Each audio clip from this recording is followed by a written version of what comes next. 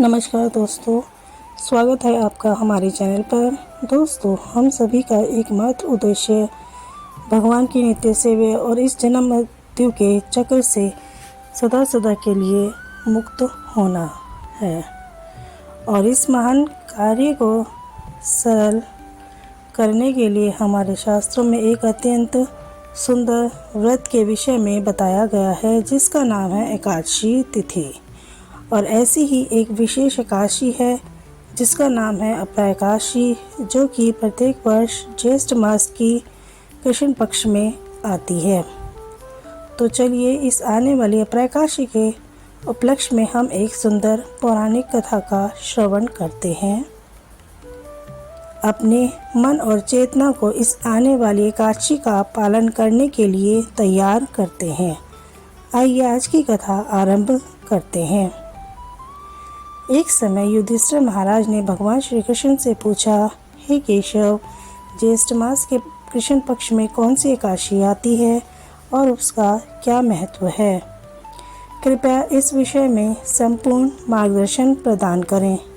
इसके उत्तर में परम भगवान श्री कृष्ण कहते हैं कि हे राजन, ज्येष्ठ मास के कृष्ण पक्ष में अपरा एकादशी आती है। यह महापुण्य फल प्रदान करने वाली और समस्त पातकों का नाश करने वाली है। इस व्रत का पालन करने वाला मनुष्य हर प्रकार के जघन्य पाप कर्मों से मुक्त हो सकता है, जैसे कि ब्रह्महत्या, पर स्त्री संग, धन के लिए शास्त्रों का अध्ययन, गुरुद्रोह इत्यादि।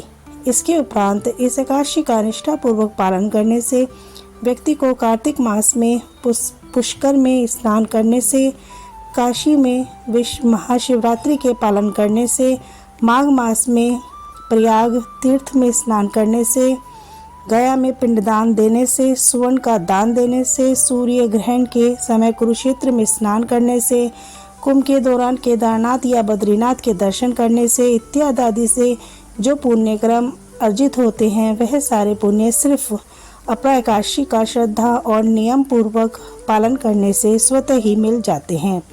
इस अपरा एकादशी के बारे में यह कहा जाता है कि यह व्रत बहुत ही तीक्ष्ण कुल्हाड़ी से पाप वृक्ष को तोड़ देता है, अथवा यह कह लो कि हिरण रूपी पापों को भगाने वाला यह सिंह व्रत है। इस व्रत का पालन करने से व्यक्ति को वैकुंठ की प्राप्ति होती है। इतना ही नहीं, अपितु जो व्यक्ति इस अपरा एकादशी की कथा का श्रवण या पठन भी करता है, वह भी सभी पापों से मुक्त हो जाता है।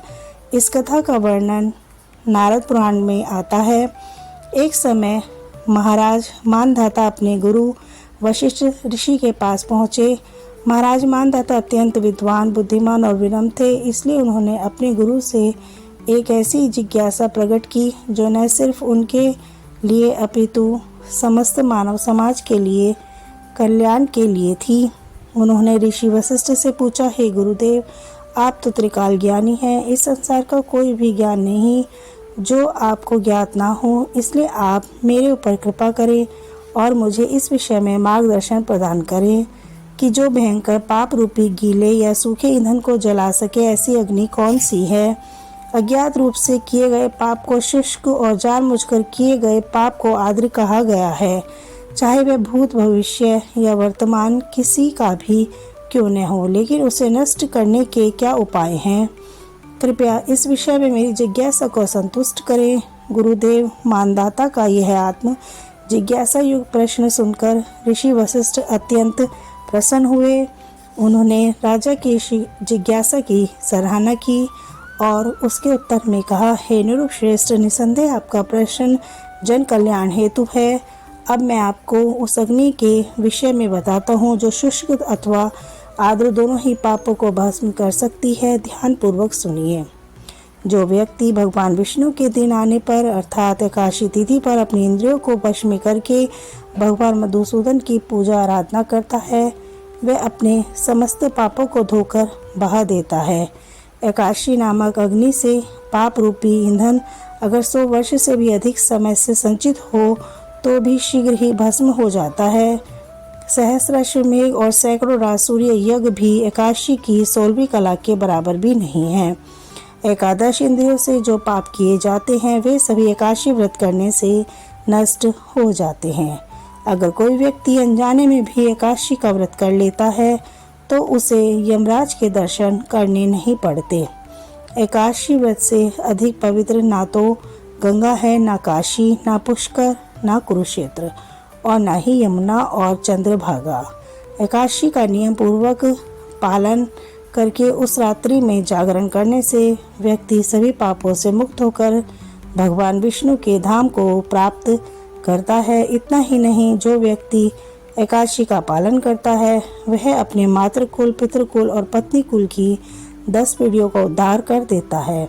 जो मनुष्य आदरपूर्वक इस महान व्रत का पालन करता है उसे दोबारा माता के गर्भ में प्रवेश नहीं करना पड़ता। इसलिए हे राजन, आपके प्रश्न का एकमात्र उत्तर यही है कि हर प्रकार के शुष्क या आर्द्र पाप को जलाने वाली एकमात्र अग्नि एकादशी तिथि है और इसमें कोई संशय नहीं है। इसका निष्ठापूर्वक कठोरता से पालन करो और अपनी प्रजा को उसके महत्व के विषय में बताओ, यही आपका कर्तव्य है।